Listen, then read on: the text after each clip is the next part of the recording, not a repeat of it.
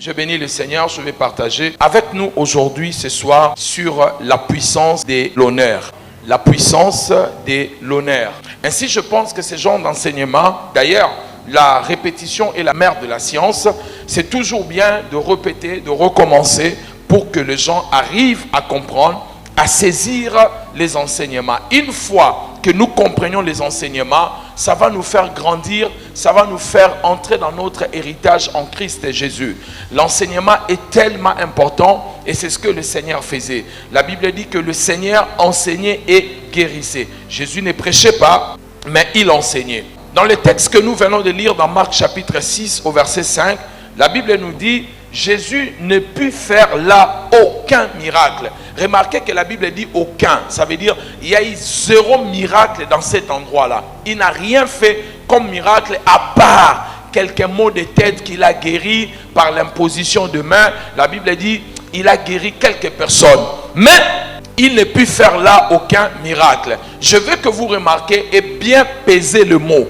La Bible dit il n'a pas voulu. Mais la Bible dit il n'a pas pu faire là aucun miracle. Donc, il avait la volonté, mais il n'avait pas le pouvoir. Nous savons tous le ministère de Jésus, comment c'était. Le ministère de Jésus était un ministère rempli de guérisons et de miracles. Il opérait des signes, de prodiges, au point où les gens qui touchaient son vêtement, sans qu'il impose les mains, ces gens étaient guéris. Il faisait des choses extraordinaires, des miracles tangibles, des miracles indiscutables. Mais ici, le rare fois, on est en train de nous montrer, Jésus n'a pas pu faire là aucun miracle. Il y avait des malades, il y avait des problèmes, mais il n'a pas pu faire aucun miracle. Alors, la question est celle de savoir pourquoi le Seigneur n'a pas pu faire le miracle dans cet endroit-là. C'est comme ça, quand on lit la Bible, on doit se poser des questions.